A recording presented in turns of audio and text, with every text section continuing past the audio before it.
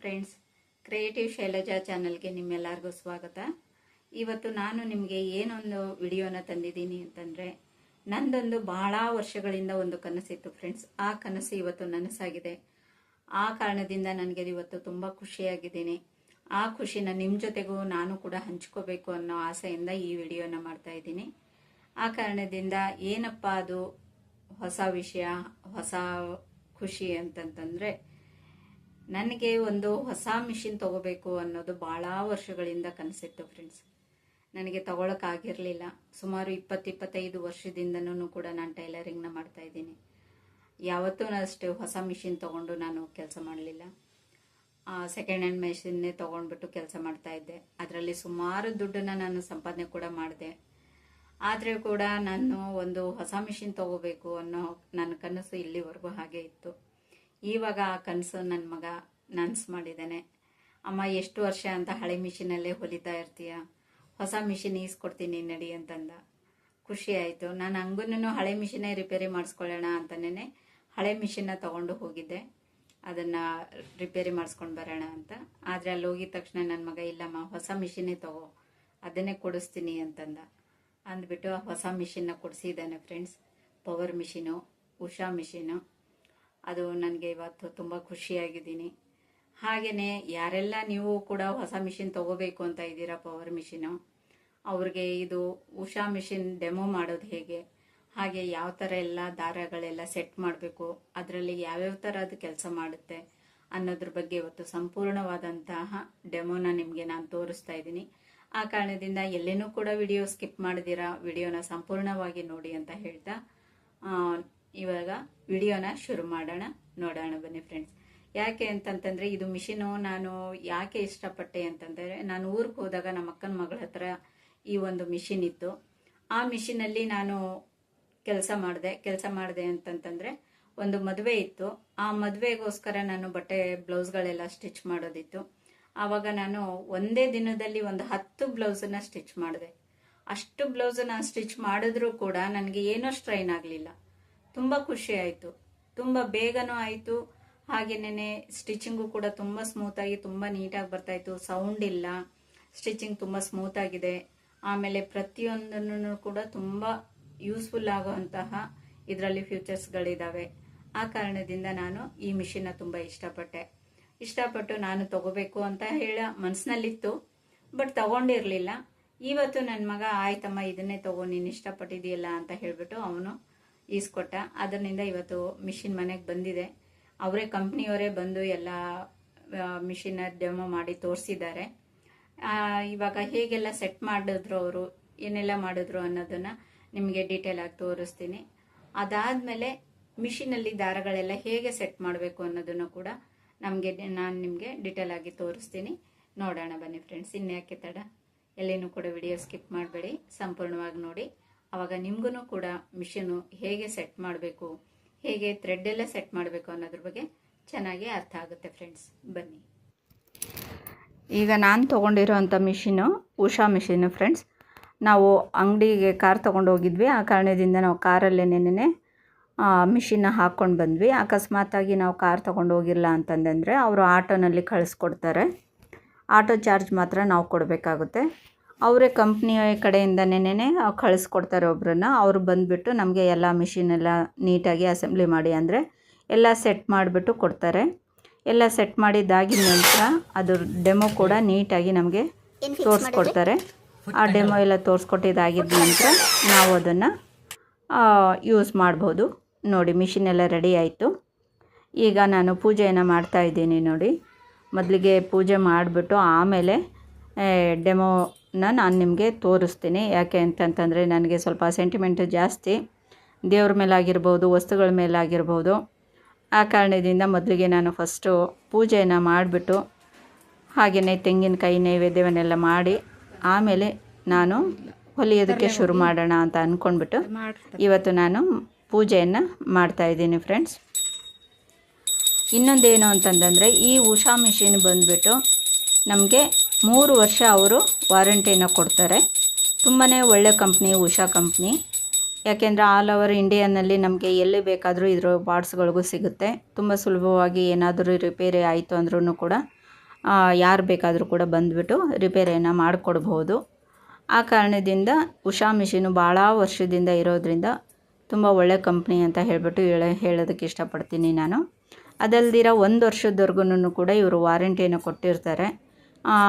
3 ವರ್ಷ ವಾರಂಟಿ ಇರುತ್ತೆ. ಆದರೆ ಏನಾದರೂ ಹಾಳಾಯಿತು ಅಂತಂದರೆ ಆ ಸರ್ವಿಸ್ ಕೊಡೋದು ಮಾತ್ರ 1 ವರ್ಷದವರೆಗೂ ಅವರು ಫ್ರೀ ಸರ್ವಿಸ್ನ ಕೊಡ್ತಾರೆ ನಮಗೆ. ಆ ಕಾರಣದಿಂದ ನಾವು ಇದನ್ನು ಉಷಾ ಕಂಪ್ನಿ ಮಿಷಿನ್ನ ತೊಗೊಂಡಿದ್ದೀನಿ. ಹಾಗೆಯೇ ಈ ಉಷಾ ಮಿಷಿನ್ ತೊಗೋಬೇಕಾದ್ರೆ ನಾನು ಮೊದಲಿದ್ದಂಥ ನನ್ನ ಹಳೆ ಮಿಷಿನ್ನ ನಾನು ಅವ್ರಿಗೇ ವಾಪಸ್ ಕೊಟ್ಟೆ. ಅದು ಯಾಕೆ ಅಂತಂತಂದರೆ ಸ್ವಲ್ಪ ಅದು ಇವಾಗ ಇಡೋದಕ್ಕೂ ಕೂಡ ಜಾಗ ಇರಲಿಲ್ಲ ಅಂಗಡಿಯಲ್ಲಿ. ನನಗೆ ತುಂಬಾ ಚಿಕ್ಕ ಅಂಗಡಿ ನಂದೇನೇ ಯೂಟ್ಯೂಬ್ ಆಗಿರ್ಬೋದು ಅಥವಾ ಸ್ಟಿಚಿಂಗ್ ಮಾಡಿರ್ಬೋದು, ಪ್ರತಿಯೊಂದನ್ನು ಕೂಡ ನಾನು ಇಷ್ಟು ಚಿಕ್ಕ ಅಂಗಡಿನಲ್ಲೇ ಮಾಡ್ಕೊಳ್ತೀನಿ. ಆ ಕಾರಣಕ್ಕೆ ಎರಡೂ ಮಿಷಿನ್ ಇಟ್ಕೊಳ್ಳೋಕ್ಕಾಗಲ್ಲ ಅಂತ ಆ ಮಿಷಿನ್ನ ಅದೇ ಅಂಗಡಿಯವ್ರಿಗೆ ಕೊಟ್ಬಿಟ್ಟೆ ನಾನು. ಈಗ ಪೂಜೆ ಎಲ್ಲ ಆಗಿದ್ದಾಯಿತು. ಇವಾಗ ನಾನು ನಿಮಗೆ ಡೆಮೋವನ್ನು ಅವರು ತೋರಿಸ್ತಾರೆ, ಹಾಗೆ ನಾನು ಕೂಡ ತೋರಿಸ್ತೀನಿ. ನೋಡೋಣ ಬನ್ನಿ. ನೋಡಿ, ಇಲ್ಲಿ ಇವಾಗ ಮೊದಲಿಗೆ ಆಯಿಲನ್ನು ಹಾಕ್ತಾಯಿದ್ದೀವಿ. ಇಲ್ಲಿ ಬಂದು ಆಯಿಲು ಅದರ ಲೆವೆಲ್ಗೆ ಇರಬೇಕು. ಸ್ವಲ್ಪ ಇದರಲ್ಲಿ ಕಡಿಮೆ ಇದೆ. ಆಯಿಲ್ ಅವರೇ ಕಂಪ್ನಿಯವರೇ ಕೊಟ್ಟಿರ್ತಾರೆ ನಮಗೆ. ಆಮೇಲೆ ನೋಡಿ, ಇಲ್ಲಿ ಥ್ರೆಡ್ ಹಾಕ್ಕೋಬೇಕು. ಆಮೇಲೆ ಇದು ಬಾಬಿನ್ ಸುತ್ಕೊಳ್ಳೋದಕ್ಕೋಸ್ಕರ ಇಲ್ಲಿ ನಾವು ಈ ಥರ ಥ್ರೆಡ್ಡನ್ನು ಹಾಕ್ಕೋಬೇಕಾಗುತ್ತೆ. ಇದನ್ನು ಈ ಥರ ಕ್ಲೋಸ್ ಮಾಡಿದಾಗ ಅದು ಹಾಗೇನೇ ಕೂತ್ಕೊಳ್ಳುತ್ತೆ. ಒಂದು ಕಡೆ ನಾವು ಸ್ಟಿಚಿಂಗ್ ಮಾಡ್ಕೊತ ಇನ್ನೊಂದು ಕಡೆಗೆ ನಾವು ಬಾಬಿನ ಸುತ್ಕೊಳ್ಳೋ ಅಂಥ ಕೆಲಸ ಕೂಡ ಮಾಡ್ಕೋಬೋದು. ಇದರಲ್ಲಿ ಎರಡು ಕೆಲಸನೂ ಒಟ್ಟಿಗೆ ಆಗೋವಂಥ ಆಪ್ಷನ್ ಇದೆ ಫ್ರೆಂಡ್ಸ್.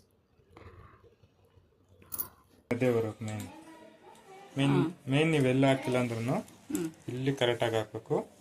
ಮತ್ತೆ ಇಲ್ಲಿ ಮೇಲ್ಗಡೆ ಬಂದು ಇದಕ್ಕೆ ಟೇಕಪ್ಲ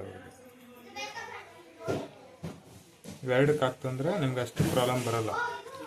ಮೇನ್ ಈ ಪ್ಲೇಟ್ ಮಧ್ಯೆ ಇದಕ್ಕೆ ಹಾಕಿಲ್ಲ ಅಂದ್ರೆ ಪ್ರಾಬ್ಲಮ್ ಜಾಸ್ತಿ ತೋರಿಸುತ್ತೆ, ಒಂದು ಸ್ಟಿಚ್ಚು ಬರಲ್ಲ. ಇಲ್ಲಿ ನೋಡಿ, ಎಡಗಡೆಯಿಂದ ಬಲಕ್ಕೆ ನಾವು ಸೂಜಿಗೆ ದಾರವನ್ನು ಈ ಥರ ಸೇರಿಸ್ಕೋಬೇಕಾಗುತ್ತೆ. ಇವಾಗ ನಾನು ಡೆಮೋ ತೋರಿಸ್ತೀನಿ, ನೀಟಾಗಿ ನೋಡ್ಕೊಳ್ಳಿ. 2 ದಾರ ಹಾಕೊಳ್ಳೋದಕ್ಕೆ ಆಪ್ಷನ್ ಇರುತ್ತೆ. ಇದು ಒಂದು ಬಂದುಬಿಟ್ಟು ನಾವು ಡೈರೆಕ್ಟಾಗಿ ಇಲ್ಲಿ ಸ್ಟಿಚ್ ಮಾಡೋದಕ್ಕೋಸ್ಕರ ಹಾಕ್ಕೋಬೋದು. ಹಾಗೆ ಇನ್ನೊಂದು ದಾರ ಬಂದು ನಾವು ನೋಡಿ ಇಲ್ಲಿ ಹಾಕ್ಕೊಂಡು ಇಲ್ಲಿ ಬಾಬಿನ್ ಸುತ್ಕೊಳ್ಳೋದಕ್ಕೆ ನಾವು ಯೂಸ್ ಮಾಡ್ಕೋಬೋದು. ಈ ದಾರನ ತಗೊಂಡು ನೋಡಿ, ಒಂದು ಕಡೆಗೆ ನಾವು ಸ್ಟಿಚ್ ಮಾಡ್ತಾ ಇದ್ರೂ ಕೂಡ ಇನ್ನೊಂದು ಕಡೆಗೆ ಇಲ್ಲಿ ದಾರ ಸುತ್ಕೊಳ್ಳೋ ಅಂಥ ಆಪ್ಷನ್ಸ್ ಕೂಡ ಇದರಲ್ಲಿದೆ. ಹಾಗೆಯೇ ಈ ಪೊಸಿಷನ್ ಬಂದು ಆಯಿಲ್ ಆಗೋಗಿರೋದು ನಮಗೆ ಗೊತ್ತಾಗುತ್ತೆ. ಆಯಿಲ್ ಇದ್ದಾಗ ಇಲ್ಲಿ ಆಯಿಲ್ ಈ ಥರ ಮೇಲುಗಡೆ ಬರ್ತಾ ಇರೋದನ್ನು ನಮಗೆ ಬಬಲ್ಸ್ ಕಾಣಿಸುತ್ತೆ. ಆಯಿಲು ಕಂಪ್ಲೀಟ್ ಆಗೋಯ್ತು ಅಂತಂದಾಗ ಇಲ್ಲಿ ಆಯಿಲ್ ಬರೋದು ನಿಂತೋಗುತ್ತೆ. ಇಲ್ಲಿ ನಾವು ಆಯಿಲ್ ಇದೆಯಾ ಇಲ್ವಾ ಅನ್ನೋದನ್ನು ಕನ್ಫರ್ಮ್ ಮಾಡ್ಕೋಬೋದು. ಹಾಗೆಯೇ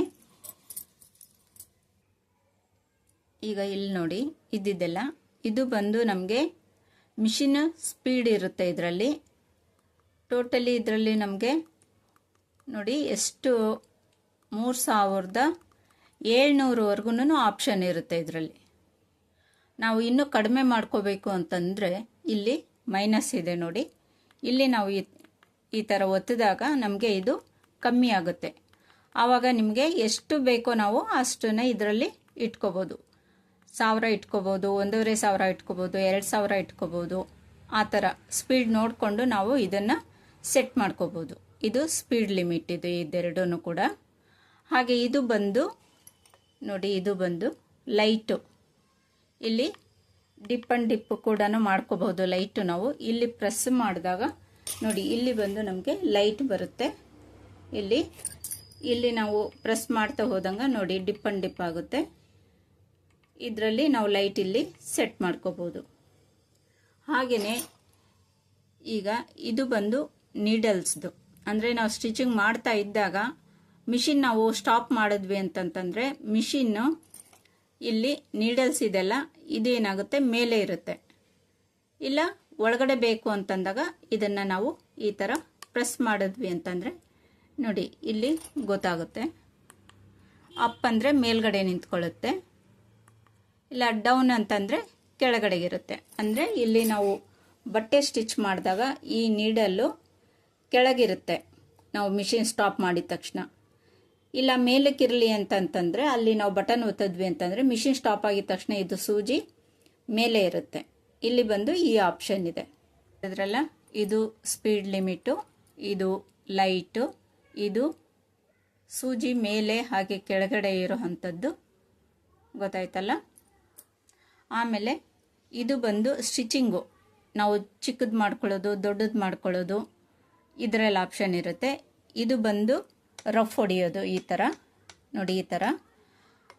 ಆಮೇಲೆ ಇದನ್ನು ನಾವು ಈ ಕಡೆ ಕೆಳಗೆ ಪ್ರೆಸ್ ಮಾಡಿ ಇದು ನಾವು ತಿರುಗಿಸ್ಕೋಬೇಕಾಗುತ್ತೆ. ಈ ಥರ ನಮಗೆ ಯಾವ ಸೈಜಲ್ಲಿ ಬೇಕಾಗುತ್ತೋ ಆ ಸೈಜಲ್ಲಿ ನಾವು ಇದರಲ್ಲಿ ಸ್ಟಿಚಿಂಗ್ನ ಸೆಟ್ ಮಾಡ್ಕೋಬಹುದು.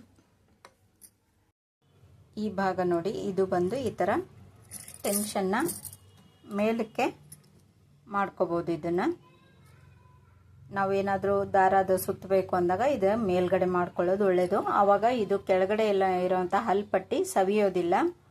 ನಾವು ಇದನ್ನು ಕೆಳಗೆ ಹೀಗೆ ಇಟ್ಬಿಟ್ಟು ನಾವು ದಾರ ಸುತ್ತಕೊಳ್ಳೋದು ಮಾಡಿದ್ವಿ ಅಂತಂತಂದರೆ ಇದು ಸ್ವಲ್ಪ ಬೇಗ ಸವಿಯುತ್ತೆ. ಆ ಕಾರಣದಿಂದ ನಾವು ಇದನ್ನು ಮೇಲಕ್ಕೆ ಮಾಡಿಕೊಂಡು ಆಮೇಲೆ ನಾವು ದಾರ ಸುತ್ಕೋಬೇಕು.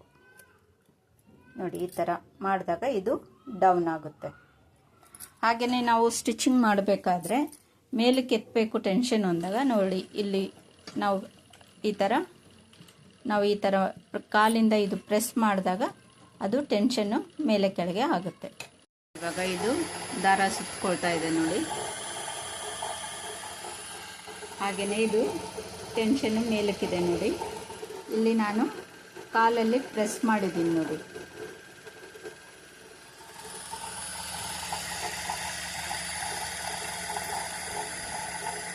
ನೋಡಿ ಎಷ್ಟು ನೀಟಾಗಿ, ಎಷ್ಟು ಸ್ಮೂತಾಗಿ ಹೋಗ್ತಾ ಇದೆ ಅಂತ.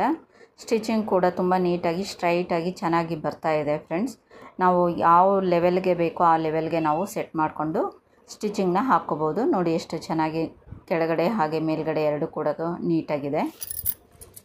ಇದು ನೋಡಿ, ಇದು ಪವರ್ ಆನು ಆಫ್ ಬಟನ್. ಇದು ಆಫ್ ಮಾಡ್ಬೋದು, ಆನ್ ಮಾಡ್ಬೋದು ಇಲ್ಲಿ ಡೈರೆಕ್ಟಾಗಿ. ಹಾಗೆಯೇ ಇದು ನೋಡಿ, ಇಲ್ಲಿ ಪ್ಲಗ್ ಇದೆ. ಇದು ನೋಡಿ, ಇದು ಬಂದು ಕಾಲು ಒತ್ತೋದಿರುತ್ತೆ. ನಾವು ಇದ್ರ ಮೇಲೆ ಈ ಥರ ಕಾಲು ಇಟ್ಬಿಟ್ಟು ಇದನ್ನು ಹೀಗೆ ಪ್ರೆಸ್ ಮಾಡಬೇಕು. ತುಂಬ ಜೋರಾಗಿ ಇದನ್ನು ಪ್ರೆಸ್ ಮಾಡೋಕ್ಕೆ ಹೋಗಬಾರ್ದು, ಆವಾಗ ಮಿಷಿನ್ ತುಂಬ ಸ್ಪೀಡಾಗಿ ಓಡುತ್ತೆ. ಜಸ್ಟ್ ನಾವು ಲೈಟಾಗಿ ಈ ಥರ ಪ್ರೆಸ್ ಮಾಡಿದ್ರೆ ಸಾಕು.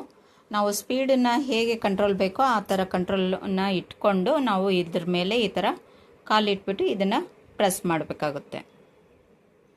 ಇದು ಬಂದು ಏನಾದರೂ ಗುಂಡು ಪಿನ್ನು, ಹುಕ್ಸು ಅದೇನಾದರೂ ಇಟ್ಕೊಳ್ಳೋದಕ್ಕೆ ಇಲ್ಲಿ ಯೂಸ್ ಆಗುತ್ತೆ ನೋಡಿ, ಈ ಪೋರ್ಷನ್ನು. ಹಾಗೆಯೇ ಇದೊಂದು ಬಾಕ್ಸ್ ಕೊಟ್ಟಿರ್ತಾರೆ ನೋಡಿ. ಇದರಲ್ಲಿ ಥ್ರೆಡ್ಡು, ಆಮೇಲೆ ಸ್ಕ್ರೂ ಡ್ರೈವರು, ನೀಡಲ್ಸು ಅದೆಲ್ಲ ಕೂಡ ಇದ್ರ ಒಳಗಡೆಗೆ ಇಟ್ಕೋಬೋದು. ಇಲ್ಲಿ ನೋಡಿ, ಇಂಚ್ ಪಟ್ಟಿ ಕೂಡ ಇದೆ ಮೆಜರ್ಮೆಂಟ್ಗೋಸ್ಕರ. ನೀವು ಮೆಜರ್ಮೆಂಟ್ ಮಾಡ್ಕೋಬೇಕು ಅಂತಂತಂದರೆ ಫಿಟ್ಟಿಂಗ್ ಮಾಡಬೇಕಾದ್ರೆ ಇದರಲ್ಲೇನೆ ಕೂಡ ನಾವು ಮೆಜರ್ಮೆಂಟ್ ನೋಡಿಕೊಂಡು ಫಿಟ್ಟಿಂಗ್ ಮಾಡ್ಕೋಬೋದು. ನೋಡಿದ್ರಲ್ಲ ಫ್ರೆಂಡ್ಸ್, ಇಷ್ಟೊತ್ತರೆಗೂ ಈ ಮಿಷಿನ್ನ ಸಂಪೂರ್ಣವಾದ ಡೆಮೋನ ನಾನು ನಿಮಗೆ ವಿವರವಾಗಿ ತಿಳಿಸಿದ್ದೀನಿ. ಅರ್ಥ ಆಯಿತು ಅಂತ ಅಂದ್ಕೊಂಡಿದ್ದೀನಿ ಫ್ರೆಂಡ್ಸ್. ಯಾರೇ ಮೊದಲನೇ ಸಲ ನೀವು ಈ ಥರದ್ದು ಮಿಷಿನ ಹೊಲಿಬೇಕಾದ್ರೆ ಸ್ಪೀಡನ್ನ ಆದಷ್ಟು ಕಡಿಮೆ ಇಟ್ಕೊಂಡು ಸ್ಟಿಚ್ ಮಾಡಿ. ಯಾಕಂದರೆ ತುಂಬ ಸ್ಪೀಡಾಗಿ ಹೋಗುತ್ತೆ ಇದು. ಆ ಕಾರಣದಿಂದ ಸ್ವಲ್ಪ ಸ್ಪೀಡನ್ನ ನೀವು ಕಡಿಮೆ ಲೆವೆಲಲ್ಲಿ ಇಟ್ಕೊಂಡು ಸ್ಟಿಚ್ ಮಾಡೋದು ತುಂಬಾ ಒಳ್ಳೆಯದು ಫ್ರೆಂಡ್ಸ್. ಇದು ಮಿಷಿನ್ ಬಂದು ನನಗೆ 23,500 ರೂಪಾಯಿ ಆಯಿತು ಇದರ ರೇಟು. ಈ ವಿಡಿಯೋ ಹೇಗೆ ಅನ್ನಿಸ್ತು ಅಂತ ಹೇಳಿಬಿಟ್ಟು ನನಗೆ ಹೇಳಿ ಫ್ರೆಂಡ್ಸ್ ಕಮೆಂಟ್ನಲ್ಲಿ. ಈ ವಿಡಿಯೋ ಇಷ್ಟ ಆದರೆ ಒಂದು ಲೈಕ್ ಮಾಡಿ, ಶೇರ್ ಮಾಡಿ, ಹಾಗೆ ನನ್ನ ಚಾನಲ್ನ ಸಬ್ಸ್ಕ್ರೈಬ್ ಮಾಡ್ಕೊಳ್ಳಿ ಅಂತ ಹೇಳ್ತಾ ಇಷ್ಟೊತ್ತವರೆಗೂ ವಿಡಿಯೋ ನೋಡೋದಕ್ಕೆ ಧನ್ಯವಾದಗಳು ಫ್ರೆಂಡ್ಸ್. ನಮಸ್ಕಾರ.